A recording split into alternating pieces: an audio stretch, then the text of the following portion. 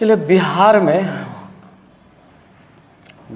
में जयप्रकाश नारायण, भारत छोड़ो आंदोलन में जयप्रकाश नारायण की भूमिका।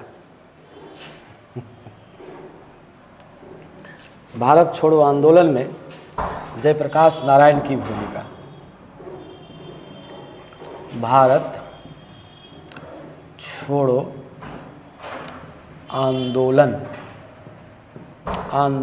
में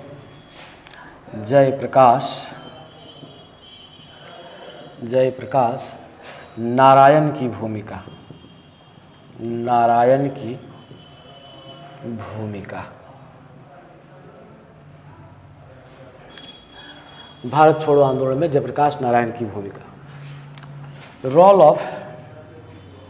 role of JP in Quit India movement.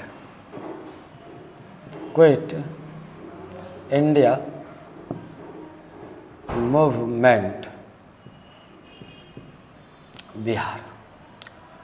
अब हमको इसी में देखना है कि इसका क्या रोल रहा था।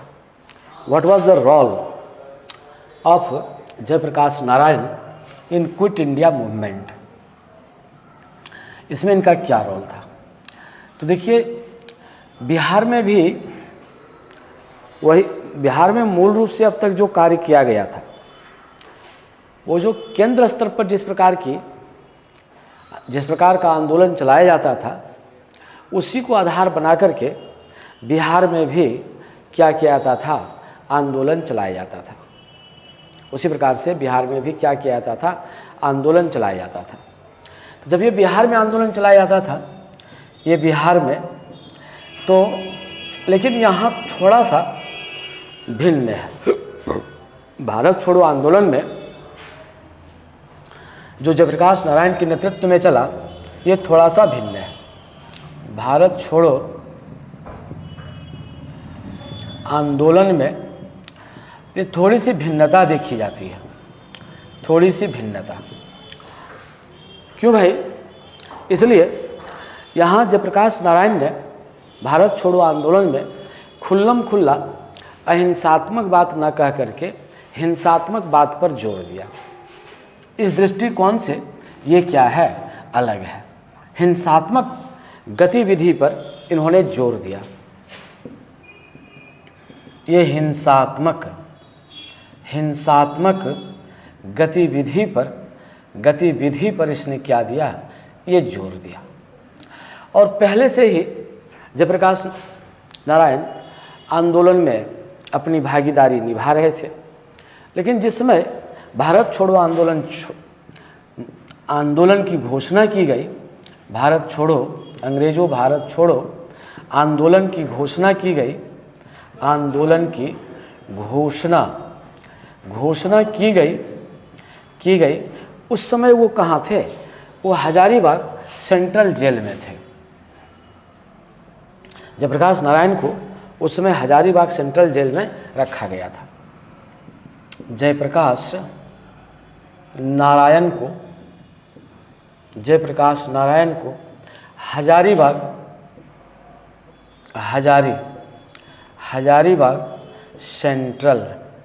सेंट्रल जेल में ये रखा गया था। ये यहीं पर बंद थे, ये गिरफ्तार थे। जब ये सेंट्रल जेल में इनको रखा गया था, तब जाकर के यहाँ पर क्या गतिविधि हुई, तो आपको मैंने कल बताया ही था।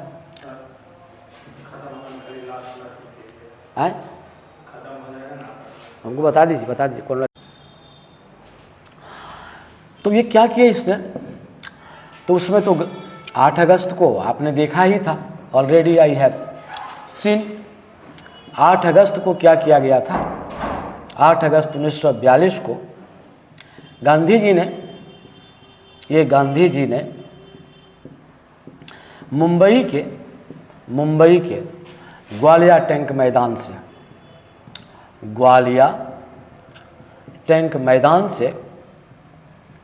से करो या मरो का नारा दिया था।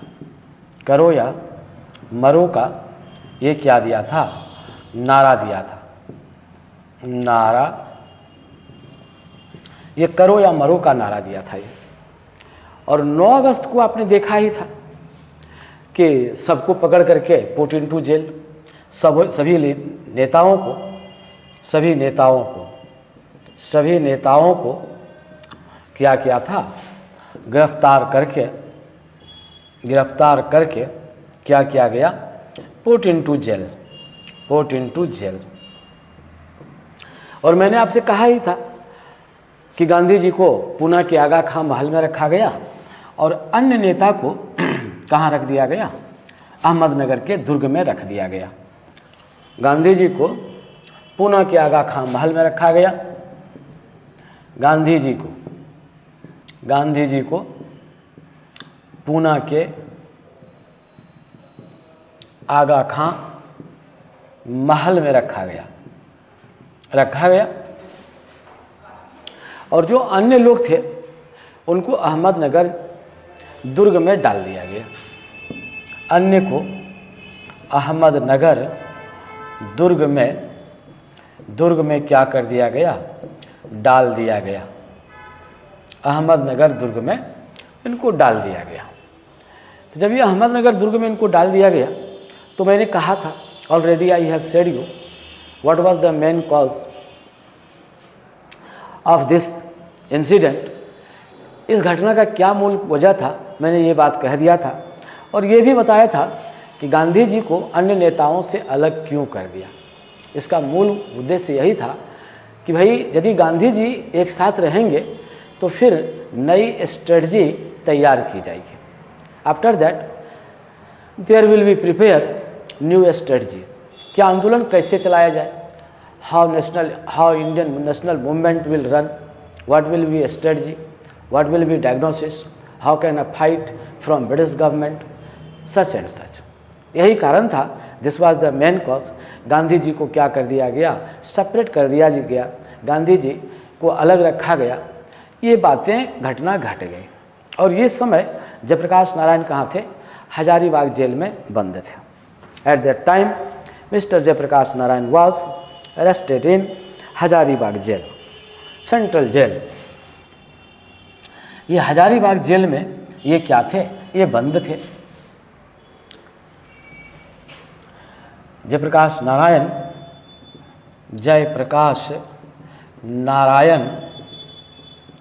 हजारीबाग सेंट्रल जेल में बंद थे। रियल में ये नेता थे तो भाई इनको प्रभावित तो करेगा ही। आज कोई भी घटना घटेगी तो स्वाभाविक बात है ये प्रभावित होंगे ही। ये भी काफ़ी प्रभावित हुए और इसने उपाय ढूंढना शुरू कर दिया कि जेल से कैसे निकला जाए। समय बीतते चला गया, अगस्त पार हुआ, अगस्त, सितंबर, अक्टूबर ये सब पार होते चला गया। नवंबर में 9 नवंबर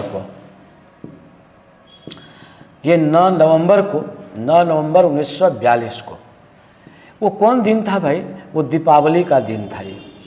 ये दीपावली की रात इन लोगों ने प्लान बनाया कि भाई हमको सेंट्रल जेल से, हजारीबाग सेंट्रल जेल से भाग जाना है। ये लोगों ने प्लान बना लिया, ये लोगों ने एक प्रोग्राम बनाया कि हजारीबाग सेंट्रल जेल से हम सबों को क्या करना है, पलायन करना है। ये पलायन करना है, भाग जाना है। तो इसके लिए क्या चाहिए, इसके लिए कुछ स्ट्रेटजी चाहिए। There must be a strategy. After that you can fled away from this jail. इन लोगों ने पहले से ही ये स्ट्रेटजी बना लिया था और ये लोग क्या हुए, उस दीपावली की रात को ये लोग भाग निकले। तो भागने वाले में से कौन थे भाई, ये अकेले नहीं भागे थे, इनके साथ कुछ इनके मित्र लोग भी थे। ये मित्र लोग भी इनके साथ क्या हुए, भाग निकले। इनके क्या हुए, ये मित्र लोग भी इनके साथ क्या हुए, ये भाग निकले। तो इनके मित्रों में कौन कौन थे भाई, तो कहता है जयप्रकाश जयप्रकाश नारायण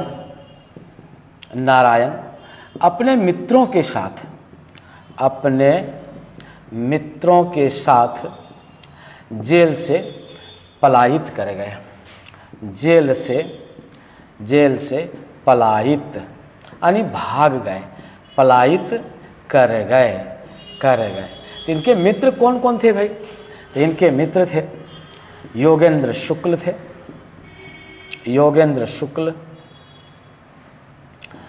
ये थे शालिग्राम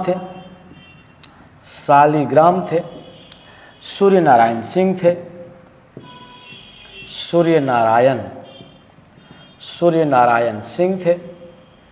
कौन थे भाई?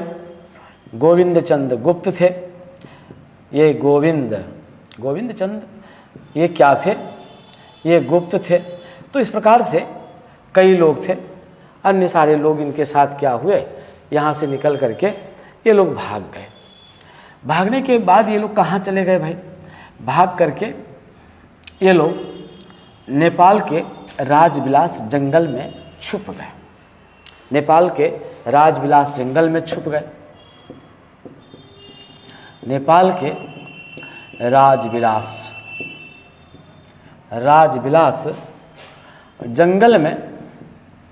जंगल में ये छुप गए। ये क्या हुए? ये जंगल में ये लोग छुप गए। और 1943 में इन लोगों ने एक नई रणनीति अपनाई। 1943 में क्या किया भाई? 1943 में एक रणनीति तैयार किया।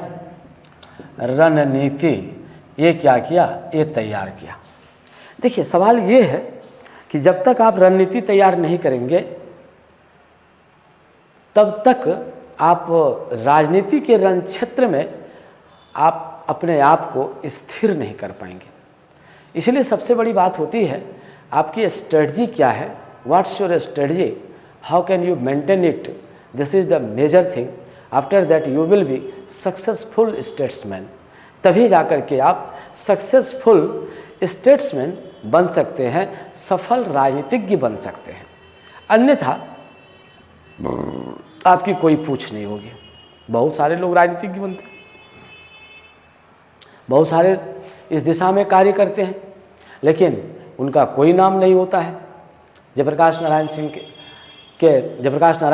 के पीछे बहुत सारे लोग हुए, लेकिन भारतीय राष्ट्रीय आंदोलन में ये नामी व्यक्ति नहीं हुए। क्यों नहीं हुए? कि ये स्ट्रेटजी जो था, प्रोग्राम जो था, ये जयप्रकाश नारायण का था। और इनके साथ जो कार्य करने वाले लोग थे वो केवल सहयोगी थे, इनके अनुचर थे, इनके इशारे पर कार्य करते थे। इसीलिए नाम उन्हीं का होता है जो स्ट्रेटजी तैयार करता है। One who prepared strategy, after that you will be famous. Otherwise, there is not any importance of yours in political life. तब फिर आप क्या हो जाएंगे?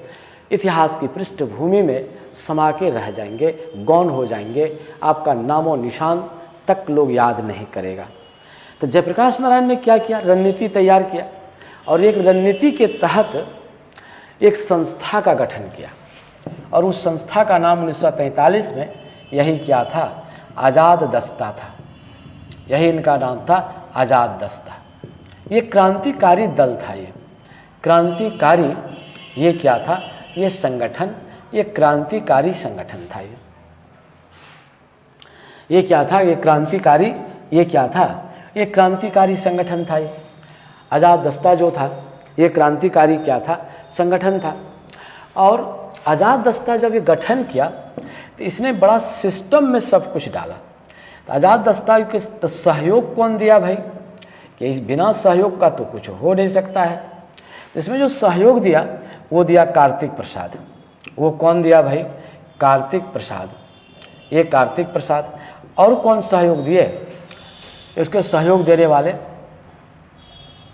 और सारे लोग थे। सूर्यनारायण सिंह थे, सूर्यनारायण, ये सूर्यनारायण, ये सिंह थे। और सारे लोग थे जिन्होंने आज़ाद दस्ता को गठित करने में जयप्रकाश नारायण का मदद किया। और इन लोगों की एक ही इच्छा थी कि भाई आज़ाद दस्ता गठित हो जाए, इसके बाद अंग्रेज़ों के साथ क्या किया जाएगा, लड़ाई लड़ी जाएगी। ठीक है, प्लान बन गया। अब इसमें बोला भाई इसका उद्देश्य क्या होगा। आज़ाद दस्ता तो गठित कर लिया, क्रांतिकारी दस्ता तैयार कर लिया, तो इसका उद्देश्य क्या होगा। What was motto of Azad Dasta. तो इनका उद्देश्य के संबंध में यही बात कहा गया। तो सबसे पहला इसने उद्देश्य में यही रखा कि जो कुछ भी सरकारी संस्थाएं हैं, सरकारी संस्थानों को क्या करना है, विनष्ट करना है, विनष्ट करना है। तो विनष्ट करने में किसका प्रयोग करेंगे, तो बमबार्डिंग का प्रयोग करेंगे। बमबार्डिंग, ये बम ये क्या किया जाएगा, विस्फोट किया जाएगा, बम विस्फोट किया जाएगा। फिर क्या किया जाएगा, आग के हवाले किया जाएगा, आग के ये हवाले कर दिया जाएगा। ऑफिसर सबको मारने के लिए क्या किया जाएगा, ऑफिसर्स को मारने के लिए पिस्टल का प्रयोग किया जाएगा। पुल को क्या कर दिया जाएगा, बम से उड़ा दिया जाएगा। पुल को ये बम से क्या कर दिया जाएगा, ये उड़ा दिया जाएगा। तो इस प्रकार से हिंसक गतिविधि को क्या दिया गया, ये हिंसक गतिविधि को ये प्रश्रय दिया गया। यानी कार्यक्रम जो तैयार किया गया, प्रोग्राम वाज प्रिपेयर्ड, किसके तहत, अंडर द वायलेंस वर्क, जो हिंसात्मक कार्य था उसके तहत प्रोग्राम को बनाया गया। और क्या कहा गया भाई, कहा कि जो दूरसंचार तंत्र है उसको समाप्त कर दिया जाएगा। जो दूरसंचार तंत्र है इसको क्या कर दिया जाएगा, ये तोड़ दिया जाएगा, यानी समाप्त कर दिया जाएगा, ब्रेक कर दिया जाएगा, ये ब्रेक कर दिया जाएगा। तो ऐसा क्यों, ऐसा इसलिए कि दूरसंचार रहने से अंग्रेज बड़ी आसानी से कार्य कर लेता है, क्रांतिकारियों को पकड़ लेता है। सूचना एक स्थान से दूसरे स्थान तक एकदम तुरंत भेज दिया जाता है, और इसको आंदोलन को बढ़ने में ये क्या करता है, ये मदद नहीं करता है। इसलिए पहला वर्क होगा, that is why first work क्या होगा, will be to break the communication system. जो कुछ भी ये सिस्टम है उस सिस्टम को क्या कर दिया जाए, ध्वस्त कर दिया जाए। प्लान बन गया। प्लान बनने के बाद कहा कि भाई अब हिंसात्मक गतिविधि के लिए प्रशिक्षक कौन होंगे, हु विल बी ट्रेनर, किसके लिए भाई, फॉर वायलेंस वर्क। जो वायलेंस वर्क होगा उसका ट्रेनर कौन होगा। हिंसात्मक गतिविधि के लिए, हिंसात्मक गतिविधि के लिए ये क्या होंगे, कौन जाकर के क्या देंगे, प्रशिक्षण देंगे भाई, ये प्रशिक्षण देंगे। तो प्रशिक्षण कौन देंगे भाई, तो इसके लिए सरदार नित्यानंद सिंह को नियुक्त किया गया। ये सरदार नित्यानंद सिंह को ये क्या किया गया, ये नियुक्त किया गया।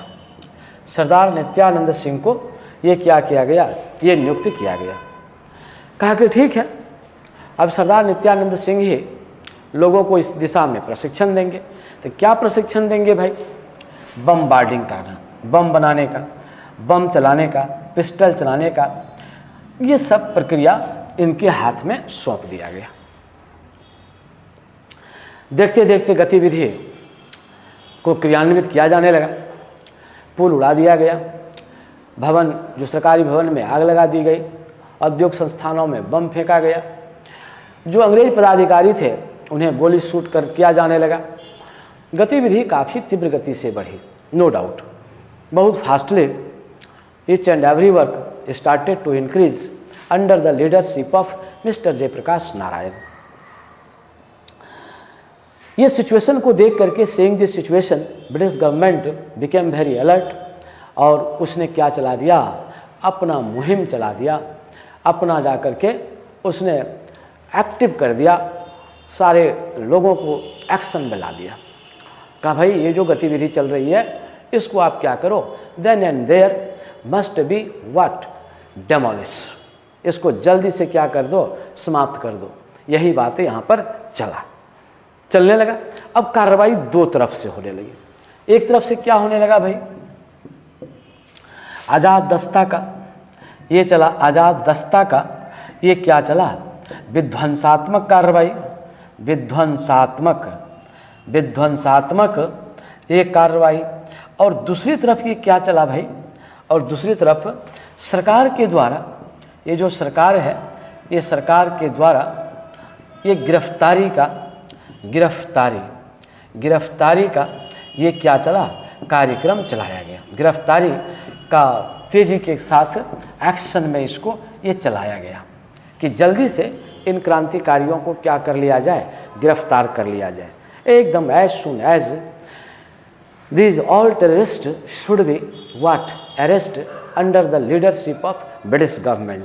After that such type of action will be abolished, otherwise British government can't last in India.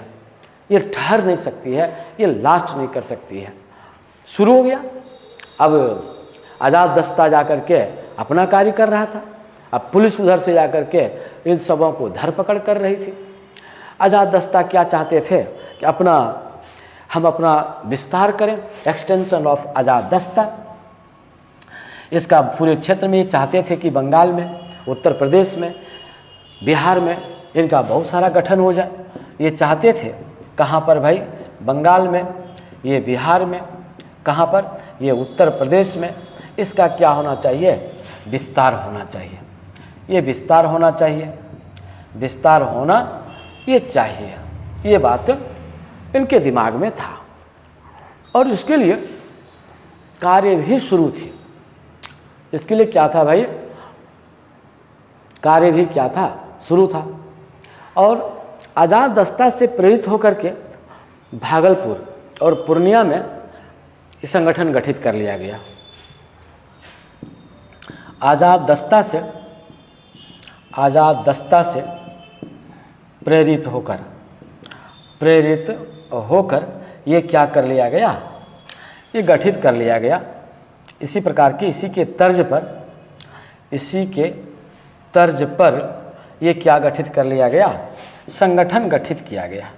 संगठन ये गठित किया गया, कहाँ कर लिया गया, तो नंबर 1 पूर्णिया, ये कहाँ कर लिया गया, पूर्णिया। और नंबर 2 कहाँ कर लिया गया, ये भागलपुर। तो भाई इसका एक्सटेंशन हो गया। क्या हुआ भाई, what happened, these are the extension of Azad Dasta. Jayaprakash Narayan बहुत खुश हुए, ही बिकेम वेरी प्लीज्ड कि मेरा आज़ाद दस्ता फल फूलने लगा है। और जयप्रकाश नारायण की इच्छा यही थी कि इसको क्या कर दिया जाए, 2 स्तर पर लाया जाए।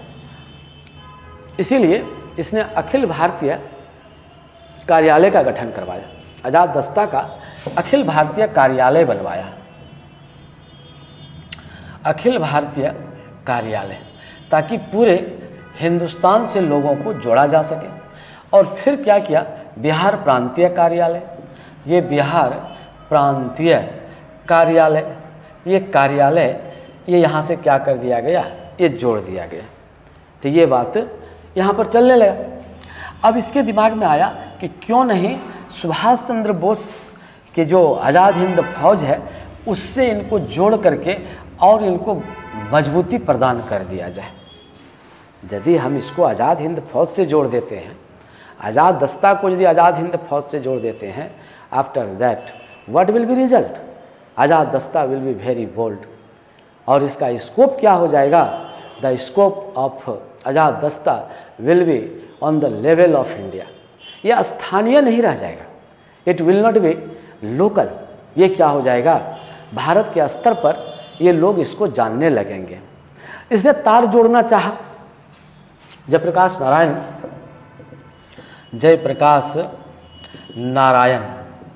ये क्या किए भाई, तार जोड़ने में लगे रहे। तार जोड़ना चाहा, किससे जोड़ना चाहा, आज़ाद हिंद फौज से, आज़ाद हिंद फौज से। लेकिन सुभाष चंद्र बोस से इनकी मुलाकात नहीं हुई, सुभाष चंद्र बोस से इनकी क्या हुई, मुलाकात नहीं हुई। परिणाम स्वरूप ये कमज़ोर हो गया, यह स्थानीय संस्था बन करके रह गया। जो कुछ भी हो, कहीं न कहीं कुछ मिस्टेक हुआ होगा, लेकिन यदि सुभाष चंद्र बोस से और जयप्रकाश नारायण दोनों मिलकर के इस संगठन को एक मिला देता तो आज़ाद हिंद फौज की ताकत तो बढ़ती ही, साथ ही साथ आज़ाद दस्ता का जो स्वरूप था वह अखिल भारतीय स्वरूप हो जाता, स्थानीय स्वरूप बन करके ये नहीं रह जाता। और दूसरी बात, सुभाष चंद्र बोस को भी बल मिलता कि भाई इधर का भी क्षेत्र उसमें चला जाता, लेकिन ऐसा नहीं हो सका। ये दुर्भाग्यपूर्ण बात थी। खैर, लेफ्ट दिस मैटर। अब अगला पॉइंट हम लोग देखते हैं, व्हाट वाज नेक्स्ट पॉइंट, इसमें हम लोग देखते हैं। गतिविधि चलने लगी। जब चलने लगा तो प्रशिक्षण तो अभी अभी हमने कहा कि नेपाल के राजविलास जंगल में दिया जाने लगा। प्रशिक्षण नेपाल के राजविलास, ये राजविलास जंगल में दिया जाने लगा। यही राजविलास जंगल में ये दिया जाने लगा। तब तक ब्रिटिश गवर्नमेंट ने क्या कर दिया, कंपेल्ड नेपाल गवर्नमेंट, इसने नेपाल गवर्नमेंट को पर कंपल्सन कंपेल कर दिया। नेपाल गवर्नमेंट पर, नेपाल सरकार पर इसने क्या कर दिया, दबाव डाल दिया। ये दबाव डाल दिया, नेपाल सरकार पर इसने दबाव डाल दिया कि जल्दी से आज़ाद दस्ता के जो लीडर हैं, those who were the leader of Azad Dasta must be और शुड बी अरेस्ट, उसको जल्दी से क्या करिए, आप अरेस्ट कर लीजिए या अरेस्ट होना चाहिए। नेपाल सरकार डर गई। क्यों भाई, इसलिए ब्रिटिश गवर्नमेंट वाली बात थी। बस तुरंत नेपाल सरकार क्या हुआ, at once Nepal government come in action and arrested them. किसको गिरफ्तार कर लिया, जयप्रकाश नारायण को। ये जयप्रकाश नारायण को ये गिरफ्तार कर लिया। किसको गिरफ्तार कर लिया, राम मनोहर लोहिया को गिरफ्तार कर लिया। ये राम मनोहर लोहिया को गिरफ्तार कर लिया और इन सबको 1943 में गिरफ्तार किया और इन सबको क्या कर दिया गया, put into Hanuman Nagar jail. इन सबको क्या कर दिया, हनुमान नगर जेल में डाल दिया गया। हनुमान नगर जेल में इसको क्या कर दिया गया, ये डाल दिया गया। ये कहाँ पर है, ये नेपाल में है ये। और इससे पहले भी कुछ घटना घटी थी कि इसका अधिवेशन हुआ था, इनकी बैठक हुई थी, आज़ाद दस्ता की बैठक हुई थी। और ये जो बैठक हुआ था, ये एक गांव था, पूर्णिया का एक गांव है, उसका नाम है सिमेली। ये पूर्णिया का एक गांव है, उस गांव का नाम है सिमेली। यही है सिमेली। और यहीं पर आज़ाद दस्ता का पहला बैठक हुआ। फर्स्ट मीटिंग ऑफ आज़ाद दस्ता कहाँ हुआ, इन सिमेली विलेज। यही है सिमेली, यही गांव में, सिमेली गांव में ये आज़ाद दस्ता का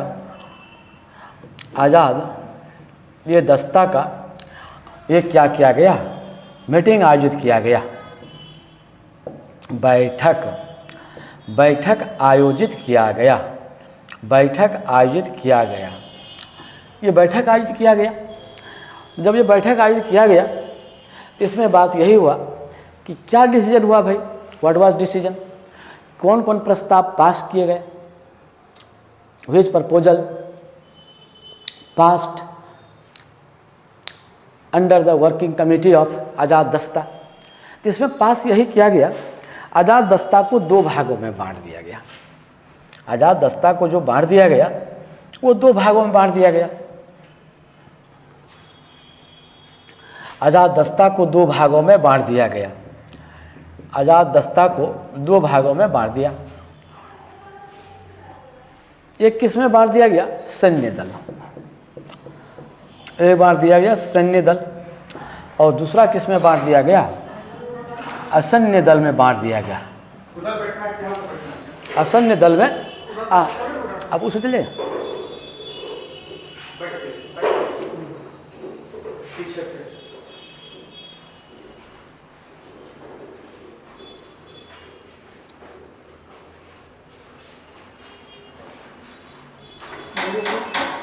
वही इसमें नहीं, आगे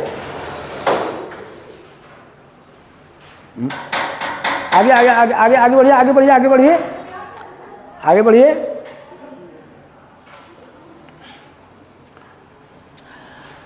सैन्य दल में इसको बांट दिया गया, और किस में बांट दिया गया?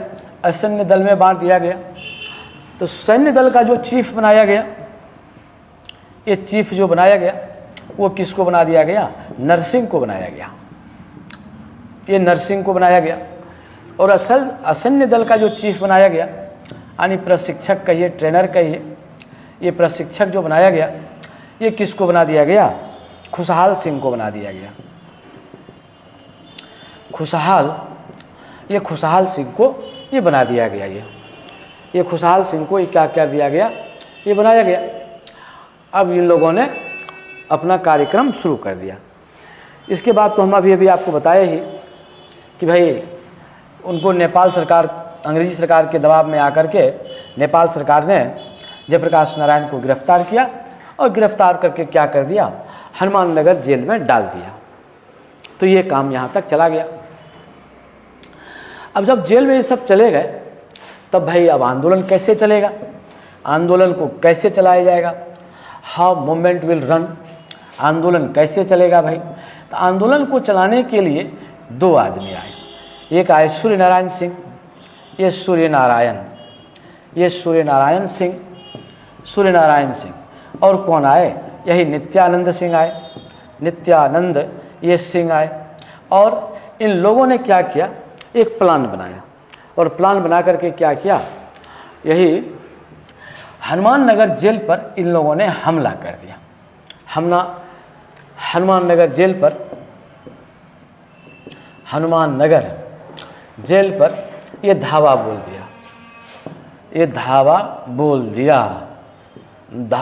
दिया।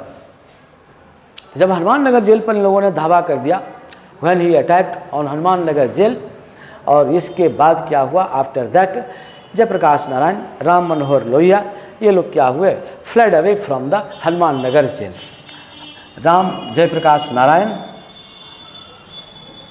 जयप्रकाश नारायण, राम मनोहर लोहिया ये हनुमान नगर जेल से भाग निकले। और ये लोग कहाँ पहुँच गए? ये लोग कलकत्ता पहुँच गए। कलकत्ता ये लोग क्या हुए? ये पहुँच गए। जब ये कलकत्ता पहुँचे तो यहीं पर भूमिगत होकर ये लोग अपनी कार्रवाई को करने लगा, और अपना जो कार्यालय बनाया, भूमिगत होकर, यही भूमिगत होकर अपनी कार्रवाई ये क्या करने लगे? ये संचालित करने लगे। अपनी कार्रवाई ये लोग क्या करने लगे? संचालित करने लगे। और अपना जो मुख्यालय बनाया, इन्होंने जो अपना मुख्यालय बनाया, यही मुख्यालय बनाया। तो कलकत्ता में एक जगह है, हाँ, कलकत्ता में एक जगह है, उसका नाम है मुगलपुर। यही है मुगलपुर। यही कलकत्ता में मुगलपुर में क्या किया? अपना मुख्यालय बनाया। लेकिन फिर क्या हुआ? अंग्रेजी सरकार ने अपनी गतिविधि बढ़ा दी, और जयप्रकाश नारायण क्या हुए? पकड़े गए। Once again Jayaprakash Narayan arrested by British government. Jayaprakash Narayan एक बार फिर पकड़े गए। जयप्रकाश नारायण ये क्या हुए? पकड़े गए। और इनसे पहले भी अन्य नेता लोगों को पकड़ करके जेल में डाल दिया गया था। अन्य नेताओं को पकड़कर जेल में क्या कर दिया गया था? जेल में डाल दिया गया था। और जो अंतिम नेता थे वह भी पकड़ा गया, कार्तिक प्रसाद सिंह, ये भी पकड़ा गए 44 में। ये 1944 में पकड़े गए। इस प्रकार से आज़ाद दस्ता की क्या हो गई? गतिविधि क्या हो गई? समाप्त हो गई। कहता है जयप्रकाश नारायण समाजवादी थे, और ये इनको समाजवाद में बड़ा विश्वास था। लेकिन चूंकि ये जुड़े हुए थे कांग्रेस से, तो कैसे होता भाई? वही इन्होंने अपना डिसीजन लिया कि कांग्रेस पार्टी में रह करके ही समाजवादी दल को बढ़ावा दिया जाएगा। तो कांग्रेस पार्टी में रह करके ही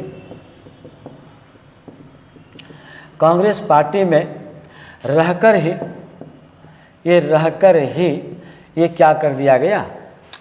कांग्रेस समाजवादी दल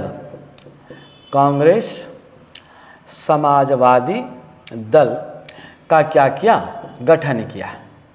ये गठन किया। और इसमें कौन कौन लोग सहायक थे भाई इनके? मीनू मसानी थे, नरेंद्र देव थे, मीनू मसानी थे, और कौन थे? ये नरेंद्र देव थे। ये सब मिल करके ये काम करवा दिया। तब बिहार में फिर इसी प्रकार से अन्य लोगों ने भी चलाया था। तो वो जो अन्य लोग चलाए थे वो कौन चलाए थे भाई? उनका नाम था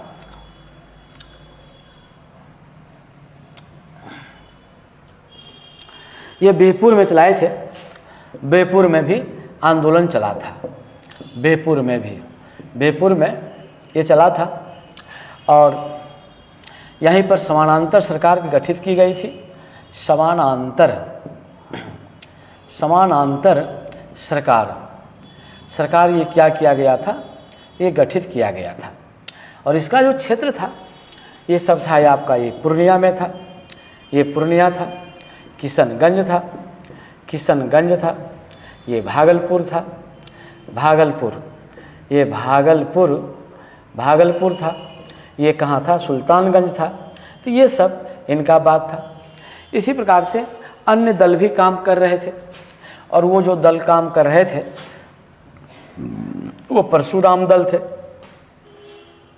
गोप दल थे।